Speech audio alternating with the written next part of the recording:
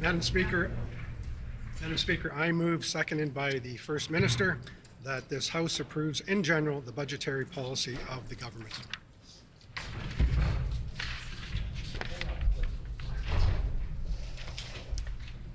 It has been moved by the Honourable Minister of Finance, seconded by the Honourable First Minister, that this House approves in general the budgetary policy of the government. The Honourable Minister of Finance.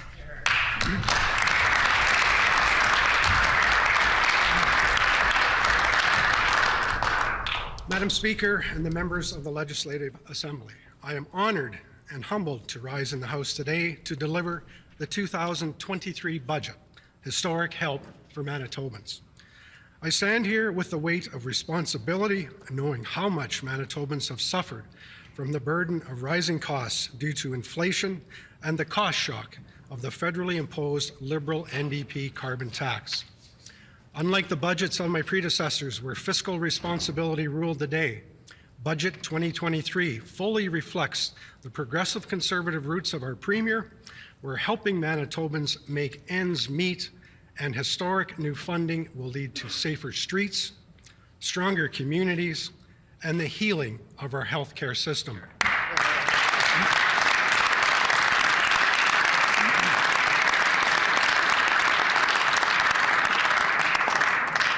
This budget will create new opportunities for all Manitobans. There is no greater evidence of this new and balanced approach than this. In the last year, the Manitoba economy emerged faster and stronger than anyone could have anticipated. Benefiting from additional tax revenue, we are reinvesting every cent to help struggling families make ends meet and strengthen the programs and services Manitobans rely on. And we are doing it without mortgaging our children's future.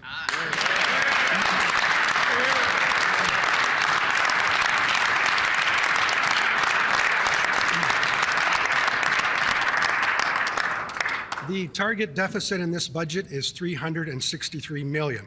We remain on track to balance the budget just as we promised.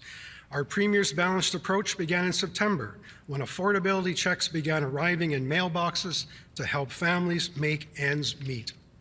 It continued with historic help for our schools, which are receiving the largest funding increase in over a quarter century. Astronomical.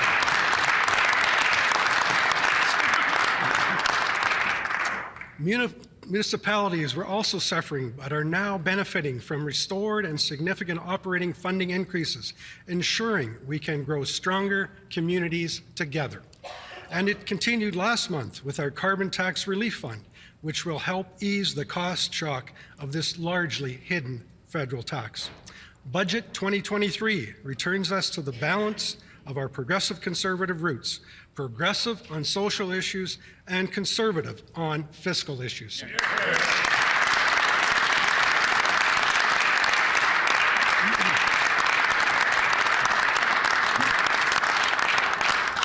This year's budget provides help when it is most needed. It provides historic help for Manitobans. Madam Speaker, I want to thank the thousands of Manitobans who participated in pre-budget consultations. You are the lifeblood of our democracy, and this budget reflects your priorities. This includes the many Indigenous leaders and communities we consulted on our whole-of-government commitment to advancing truth and reconciliation. Together, we will heal. And together, we will build a province of opportunity for all of us.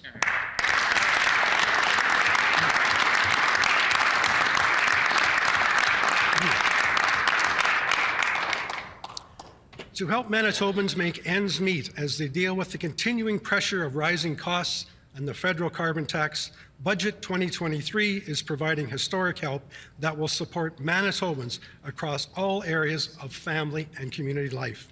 From historic investments to help better serve seniors, singles, and families, to historic tax changes that will help Manitobans make ends meet. This budget is about doing everything possible for Manitobans at a time when they need it most. Manitoba's economy may be recovering from the pandemic, but cost shock is making it harder for families, individuals, and seniors to make ends meet. The Liberal NDP carbon tax is making that situation even worse. In a report last year, the Parliamentary Budget Officer estimated the average Manitoban household lost $300 due to the carbon tax. That loss will rise in the coming years to over $1,100 by 2030.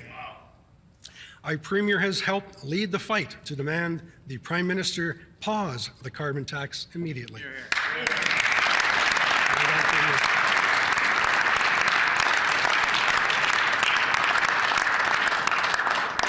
But he has refused, but that isn't stopping her from fighting for Manitobans.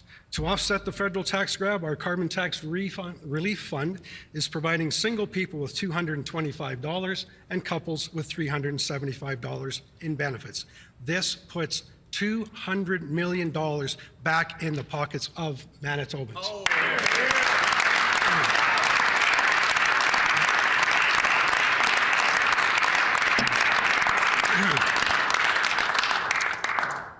Madam Speaker, our government is also taking action to keep electricity rates low.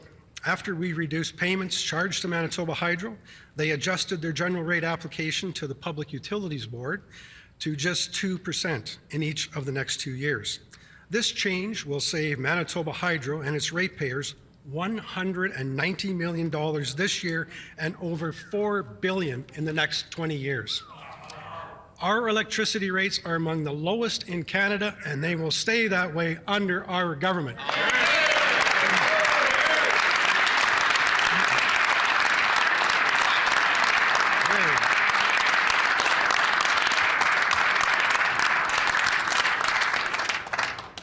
Madam Speaker, that is historic help in its own right, and we aren't done yet, not even close. Our government promised we would phase out education property taxes, making home ownership more affordable for families. Madam Speaker, we are increasing the school tax rebate for residential and farm properties to 50% this year, returning $774 to the average homeowner.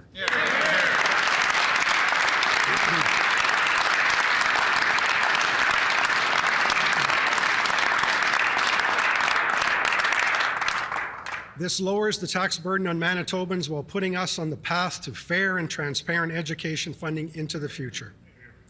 Manitoba's historically high income tax rates have made it harder to attract the best and brightest to our province. They have also made it harder for middle-class families and seniors to make ends meet. Madam Speaker, we are taking action with the largest reduction in provincial income taxes in the history of our province. Under this budget and effective this year, we are increasing the basic personal amount from just under $11,000 to $15,000.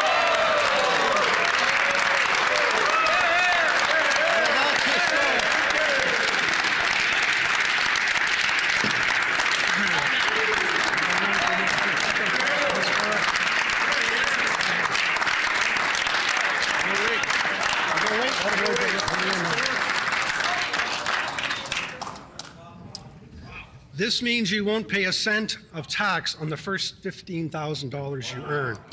This measure will result in over 47,000 low-income Manitobans being removed from the tax rolls this year alone. This brings the total under our watch over 74,000 Manitobans off of the tax rolls.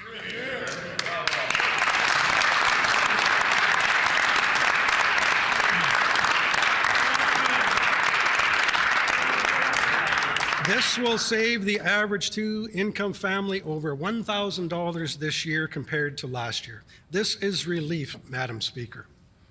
The lowest tax bracket will now apply to the first $47,000 in 2024, while the second tax bracket will apply to income between $47,000 and $100,000.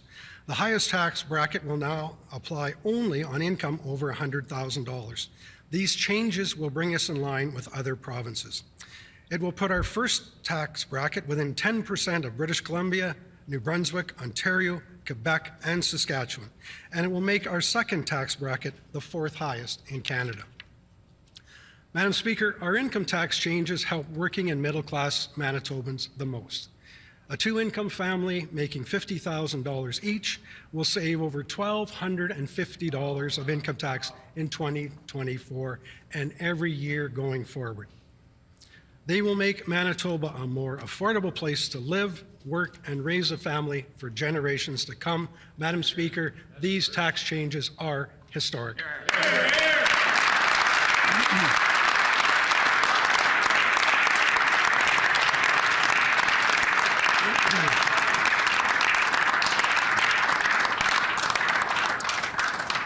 Madam Speaker, our Premier's total tax and affordability measures are putting $1.8 billion back in the pockets of Manitobans. By next year, we will have provided over $5,500 to help the average family make ends meet. On this side of the House, we will always fight for Manitoba families.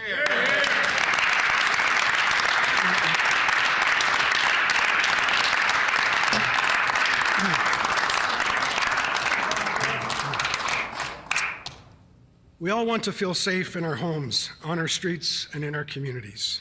To achieve this, Manitoba needs a balanced approach that addresses the root causes of crime while also getting tough on violent crime and violent criminals. Assaults and homicides have claimed too many victims. Federal changes to the criminal code have made it easier for violent offenders to get bail, contributing to a revolving door in our criminal justice system. Our government has been clear. Enough is enough. That's right.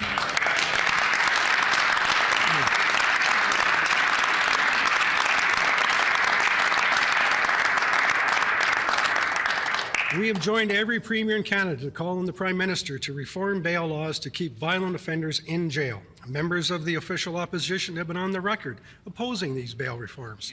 They want to let violent criminals off the hook while defunding the police. We are taking a much different approach. We are cracking down on crime and funding the police to protect our streets and neighborhoods. Madam Speaker, we are working with our frontline officers to invest over $51 million in a new 2-year violent crime strategy.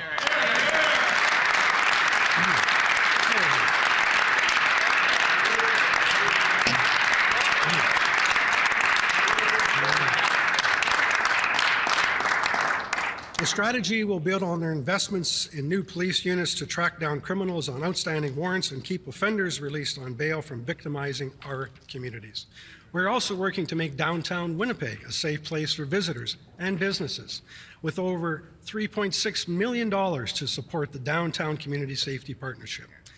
This innovative public-private partnership provides eyes and ears in downtown Winnipeg 24 hours a day, 7 days a week. There are 3 patrol teams that have responded to over 3,500 calls to date and made nearly 3,000 connections between our most vulnerable citizens and the housing and other supports they need. They have done this while walking side by side with Indigenous community organizations.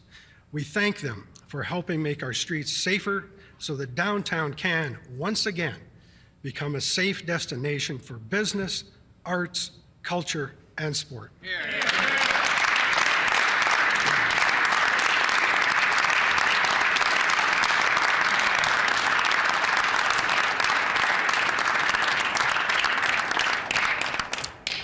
The success of the Downtown Community Safety Partnership shows us that cracking down on violent crime is just one part of the equation.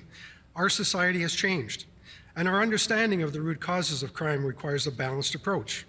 Too many Manitobans fall into petty crime due to homelessness, loss of income, and addiction challenges. We can do more to help them. Our budget provides historic help with supports that will prevent crime and put more Manitobans on the road to recovery than ever before. We are investing over $51 million this year in our comprehensive homelessness strategy.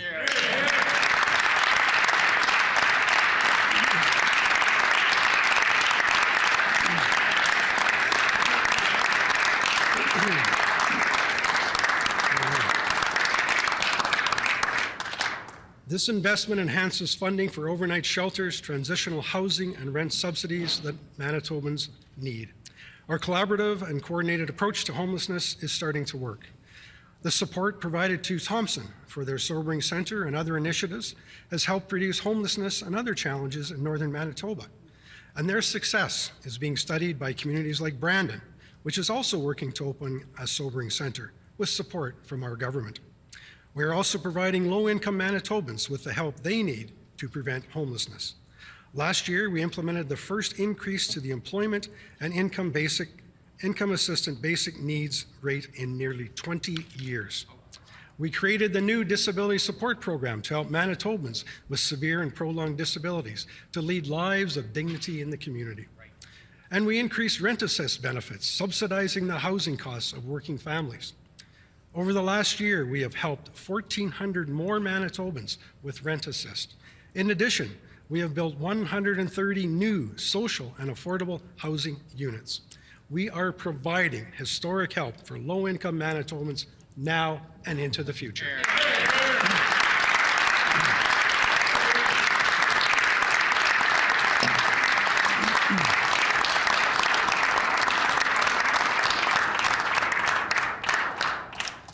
Madam Speaker, there is no greater loss than the loss of a child.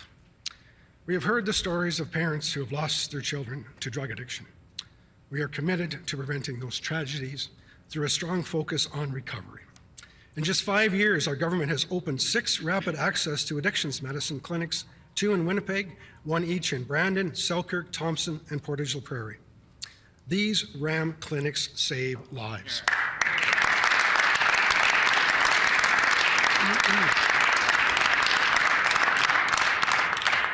Since the first clinic opened in 2018, they have helped nearly 7,000 people get access to counseling, detox, and long-term treatment, putting them on the road to recovery.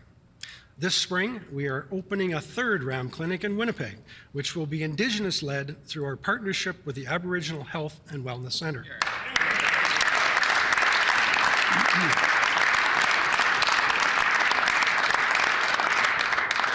And we've expanded operating hours in Portage la Prairie and Thompson and added Saturday drop-in times in Winnipeg.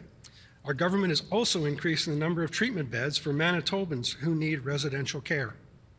Over the last year, we have fulfilled our commitment to open 100 supportive recovery housing beds through community partnerships with organizations like Clinic Community Health Centre, Salome Mission, Community Health and Housing Association, Men Are Part of the Solution, and Riverwood House. Madam Speaker, this year, we are opening an additional 1,000 new treatment spaces. We are getting the job done on behalf of Manitobans.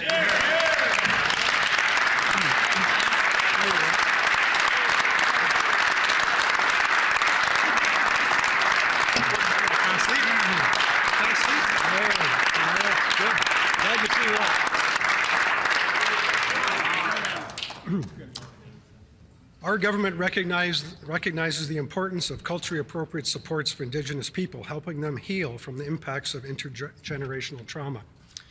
We are supporting the Indigenous-led Clan Mothers Healing Village and Knowledge Centre to build a healing lodge and residential units for women recovering from sexual violence, exploitation, and trafficking.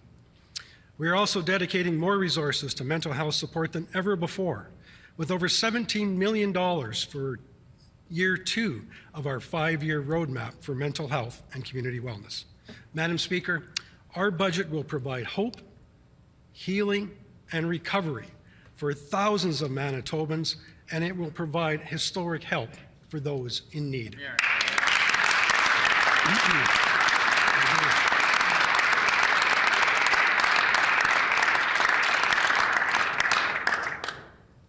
We are healing healthcare in Manitoba. We are working to shorten wait times by recruiting, retaining, and rebuilding our front line.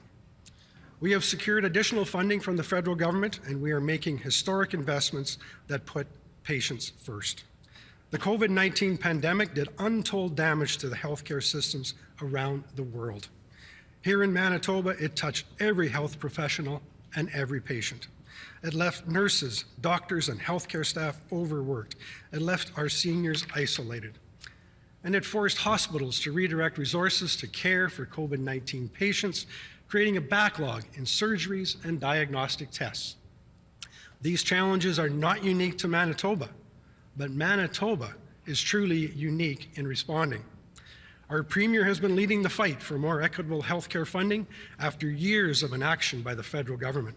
She has galvanized premiers across the country to finalize a deal adding over $46 billion to Canadian healthcare over the next decade.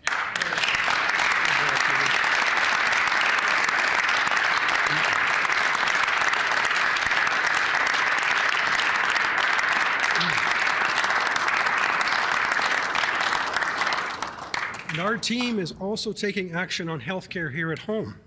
This year, we are investing $7.9 billion in our healthcare system. Madam Speaker, that is over $668 million more than last year to healthcare, an historic 9.2% increase in healthcare funding this year alone.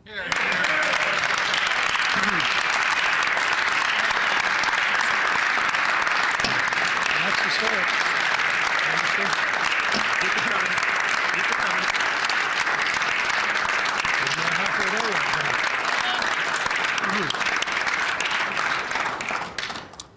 Madam Speaker, I would like to take a moment to thank the doctors, nurses, and other healthcare professionals who come to work each and every day to care for our most vulnerable citizens.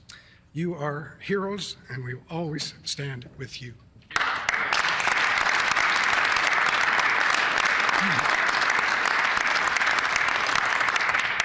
Our number one priority following the pandemic has been addressing the shortage of nurses, doctors, and other healthcare professionals in Manitoba. Our work is paying off. In collaboration with our colleges and universities, we will exceed our pledge to add 400 nursing seats to post-secondary institutions across the province.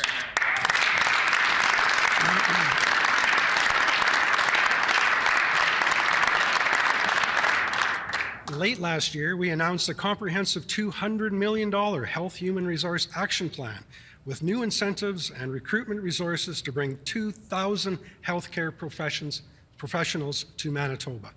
This action plan will transform Manitoba into an international destination for healthcare professionals of all backgrounds, providing a sense of security for our aging population. And thanks to this investments in this budget, the nurses we are recruiting today will be working in new and expanded hospitals tomorrow. We are providing a total multi-year capital investment of $1.2 billion to continue healthcare capital projects. This includes a new hospital in Portage la Prairie, a new hospital in Neepawa, renovations to Brandon Regional Health Centre and the Western Manitoba Cancer Centre. Winnipeggers will also benefit from multi-million-dollar renovations to the St. Boniface Hospital Emergency Department, the Grace Hospital Intensive Care Unit, and Cancer Care Manitoba. We are also joining the Health Science Centre Foundation in the $100 million Operation Excellence redevelopment, which will significantly expand surgical and diagnostic services at the Health Science Centre Hospital. And, Madam Speaker, this historic effort is part of our commitment to redevelop the broader Health Science Centre campus in the coming years.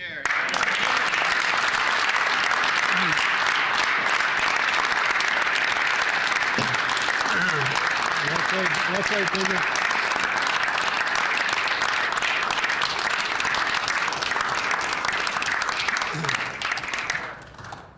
This is historic help for our healthcare system, and it doesn't end there. In December 2021, our government brought together leading healthcare professionals to form a diagnostic and surgical recovery task force.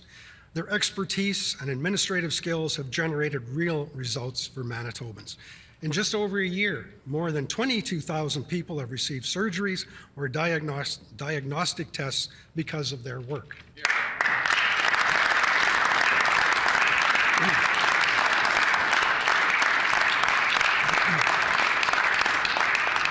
Their innovative approach has transformed lives, making it possible for parents to get back into the job market and seniors to play with their grandchildren after years of debilitating pain. We thank each member of the task force for their dedication, and we thank all the healthcare workers who answered the call to address this challenge.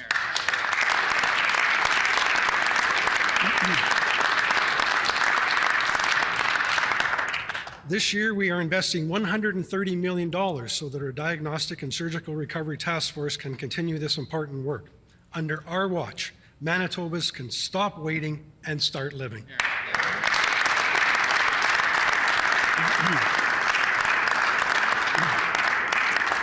Together, we will work our hardest and do our best to reduce the pandemic backlog. Many Manitobans with diabetes simply cannot live full lives without access to necessary medical technology. That is why, in 2021, our government expanded eligibility for the Advanced Glucose Monitor and Insulin Pump Program to include all adults under the age of 25.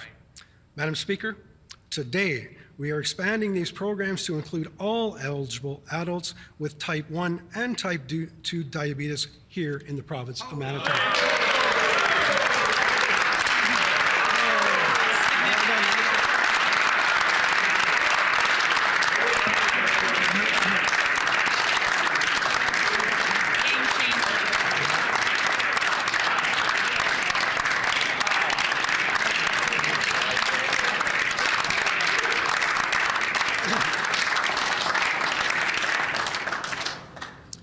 We now have the strongest program in Canada. We're also creating a new hearing aid program for Manitoba's seniors, enriching the lives of an estimated 6,200 Manitobans with hearing loss. Thanks, Advocate. In addition, our government is budgeting $120 million towards our successful Manitoba Pharmacare program this year. Manitoba seniors have worked hard, played by the rules, and raised children and grandchildren to give back to our province.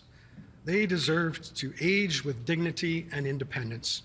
Over the last year, our government has consulted with more than 10,000 Manitobans to develop our senior strategy.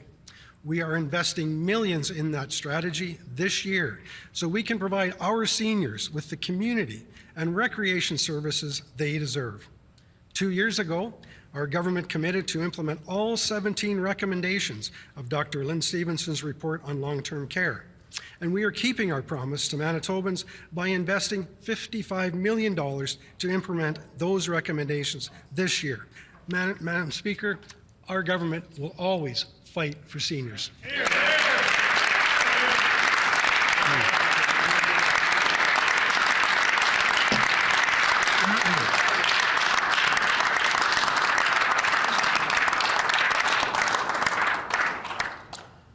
Growing a stronger Manitoba starts with vibrant and thriving communities, with the services, businesses, infrastructure, and jobs that will attract new family, investment, and growth. From the two-income family who relies on before and after school childcare, to the single mother of a special needs child in public school, to the retired parents caring for their adult child with disabilities, families need affordable and quality services close to home. In 2021, we committed to create 23,000 affordable spaces in just 5 years under the Early Learning and Childcare Agreement. This year, we are on track to create over 2,600 spaces in nonprofit centres across our province.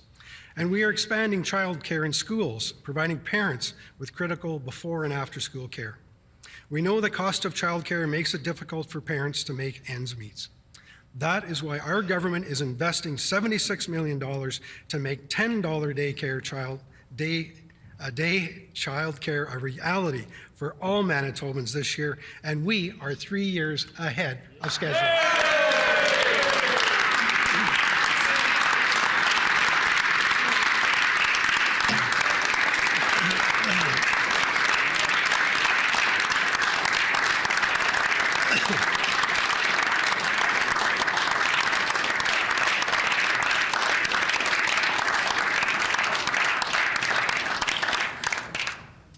Madam Speaker, schools are the very core of every strong community, and teachers, the heart and soul of every school.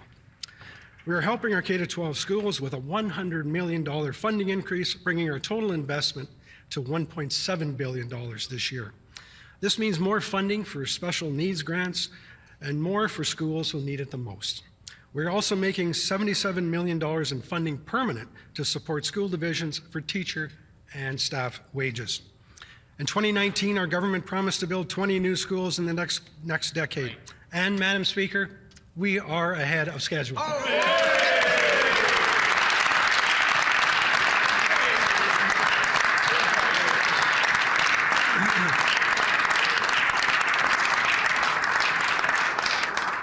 There are students learning in 7 new schools already, with another one to be open next year in Waverly West, and we have 6 more schools in progress now and more on the way. Madam Speaker, strong communities are only as strong as the support they provide for the most vulnerable. Historically low wages in our disability programs have contributed to high turnover and staff burnout in this critically important sector. We have heard from Abilities Manitoba and other organizations that these historically low wages hurt the quality of care for people with intellectual disabilities. We have heard the sector loud and clear, and we are taking action. With $81 million to establish an average funded wage of $19 per hour for all disability service workers funded by our government.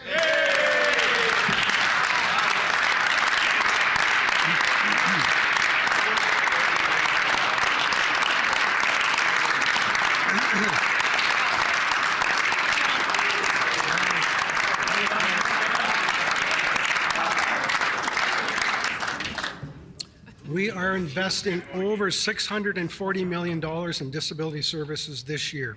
We are providing help for more Manitobans with disabilities than ever before. We value the municipal and community services that contribute to the strength of our communities.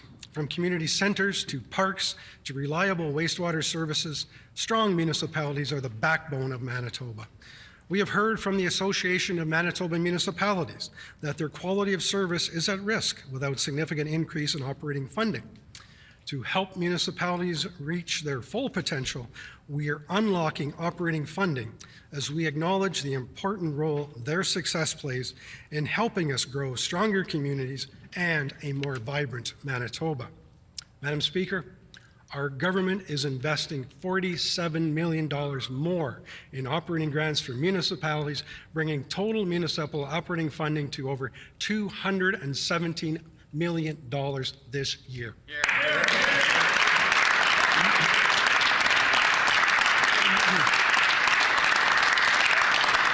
Millions more for transit, wastewater treatment, and other municipal capital projects.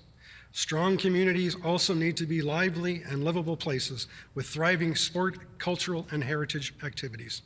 Last year, we doubled the Building Sustainable Communities Fund to $25 million to support local projects, including new playgrounds and community club upgrades. That funding continues for all nonprofits and local governments this year. Madam Speaker, we are also investing $50 million in the Arts, Culture and Sports in Community Fund to support local programming and capital construction projects throughout our province.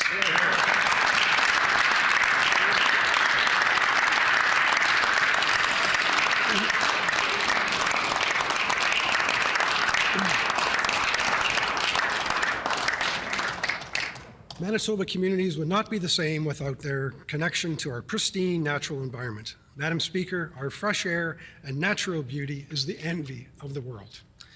As we respond to the impacts of climate change, our government is committed to creating a greener Manitoba for our children and grandchildren. We are working with Indigenous communities, municipalities, and stakeholders across the province to reduce emissions through Manitoba's Climate and Green Plan. Our waste reduction and recycling support program will divert more than 188,000 tons of waste from Manitoba landfills annually. Investments in the efficient trucking program will retrofit our tractors and trailers with fuel-saving technologies. And Manitoba's water management strategy will help sustain our industries and protect our lakes, rivers, and streams for generations to come. Manitoba's 92 provincial parks and vast network of trails are the crown jewels of our province. We are protecting them and investing in a new parks capital plan to renew park infrastructure. We are also fixing the park's reservation service, launching a new modern system just in time for this year's summer camping.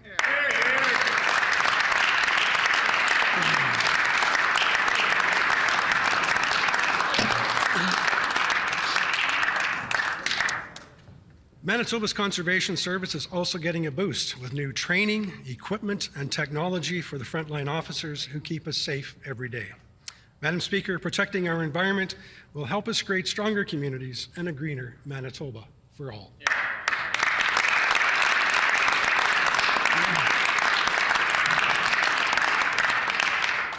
Over the last year, we have seen unprecedented economic growth in our province and an influx of skilled immigration. Adding to this, as we look forward, we see tremendous opportunities ahead with continued improvement in our fiscal position as we work to create the right conditions for sustained economic growth. Other positive signs include Manitoba's gross domestic product increased by 3.6%. Our businesses created over 21,000 net new jobs last year. Key industries such as manufacturing and agriculture showed record new growth. And the unemployment rate dropped to 4.6%, among the lowest in Canada. And last year, we welcomed more than 21,000 newcomers, including nearly 14,000 people through our flagship provincial nominee program. That is the highest number of nominees since Progressive Conservatives established this program in 1998. Thanks.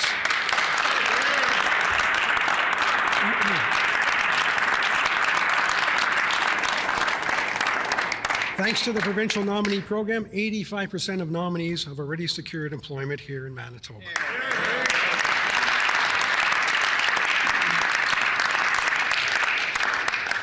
Behind each of these statistics is a story: a multi-generational family farm that is thriving, a mother who recently arrived in Manitoba and found new hope working at a local startup, a young father who found a good-paying manufacturing job after years of unemployment. Many more opportunities lie ahead as we grow in confidence and build on our strengths and determination as a province. Madam Speaker, this year's budget builds on the economic success of the last year while addressing the challenges of the future.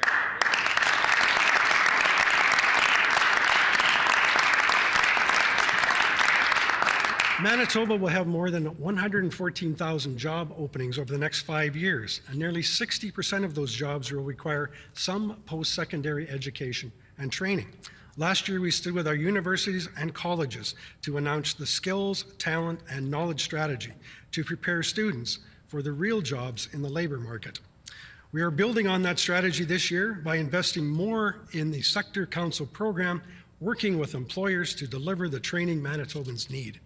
We are also supporting newcomers so they can have their credentials recognized, creating new internationally educated professionals program to speed up certification.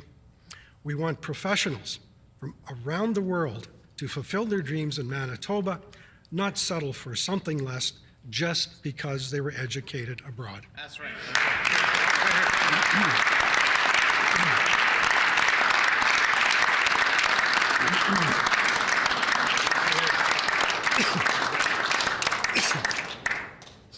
Manitoba's colleges and universities lead the world in research and skills training,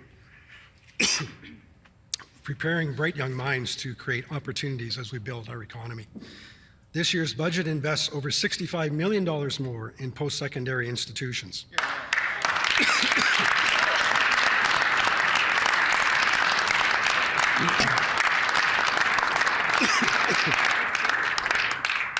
This is more historic help for students. We also know that affordable tuition attracts students from across the country to our colleges and universities.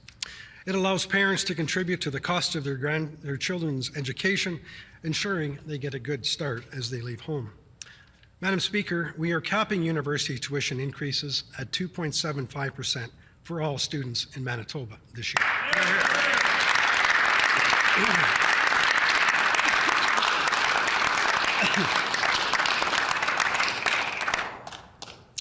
For too many years, Manitoba was too slow to attract venture capital. Last year, our government responded with the new Venture Capital Fund, creating a much larger venture and growth capital ecosystem for Manitoba businesses. We have doubled down on that success by adding $50 million this year, bringing our total contribution to $100 million. Nothing but opportunities lie ahead.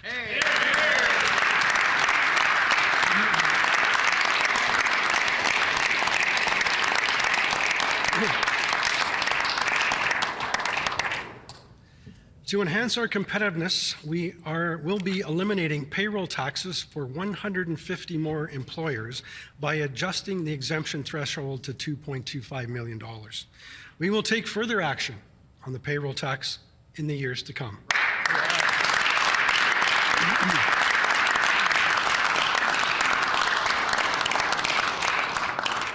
Last year, we made it our mission to make Manitoba a world-class mining destination, and we are already seeing the results as opportunities unfold. We have seen a 95% increase in mining exploration investments in 2021 and an estimated 28% increase in 2022. To maximize this unprecedented investment, we are creating 18 new positions across government. These new employees will have one job: speed up the permitting process so we can get mines up and running right here in Manitoba.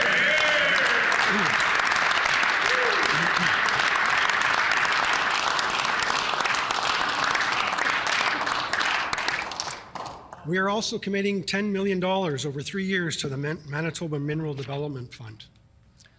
Tapping into our mining potential will also fuel jobs, growth, and opportunities for Indigenous communities, advancing economic reconciliation.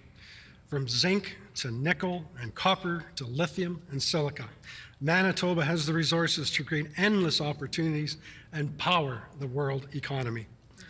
The members of the opposition want to keep our resources in the ground, costing thousands of jobs and billions of investment. Madam Speaker, we are on the cusp of having the first potash mine in Manitoba be operational within a matter of days.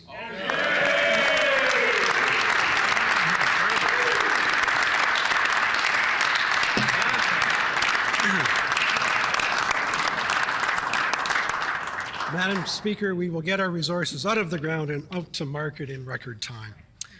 Madam Speaker, while the world is struggling with supply chain disruptions and growing geopolitical risk, businesses see Manitoba as a stable market for investment. They look to our trade and transportation infrastructure with unique access to North American and global markets to shorten their supply chains and reduce risk. Our message to investors is simple: Manitoba is open for business.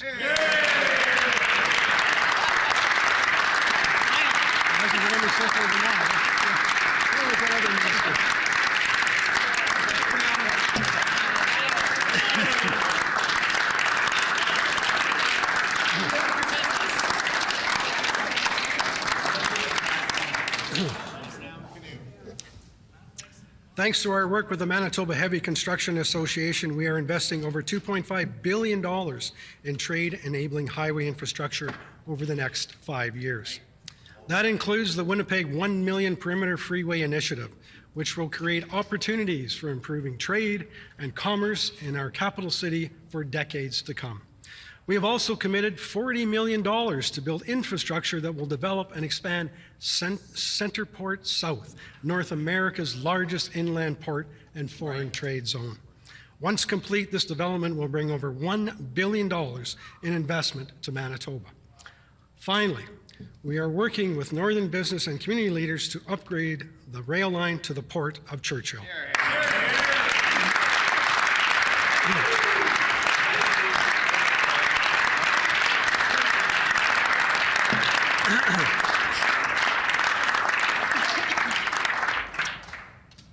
Madam Speaker, we are investing to enhance our export capacity at a critical time for the global economy.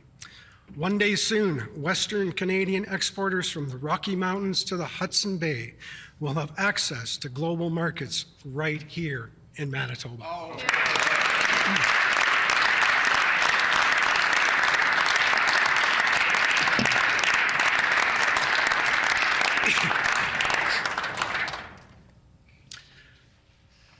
Madam Speaker, Spruce Woods Provincial Park, the namesake of my constituency, possesses astounding natural beauty. Tucked away in western Manitoba, almost 2 hours west of Winnipeg, the heart of the park includes the only naturally occurring desert in the province. It is called Spirit Sands in honor of its spiritual significance for early Indigenous peoples. If you hike the trail through those sands, you will come to lookouts with views over a massive canopy of spruce trees. that seem to stretch forever. Over those trees is the breathtaking expanse of our blue prairie sky. Looking out across that skyline and its endless vista, all I can feel is confident in the opportunities that lie ahead for Manitobans. Madam Speaker, as I prepare to depart public life later this year, I close this budget speech with the same sense of confidence and optimism when I began my public service. I am confident that our historic help for Manitobans will make their lives more affordable. I am confident that we will make our streets safer and our communities stronger. I am confident that we will heal healthcare and create the boundless opportunities that we know lie ahead for Manitobans today, tomorrow, and into the future. And Madam Speaker, it all starts today with historic help for Manitobans. Thank you.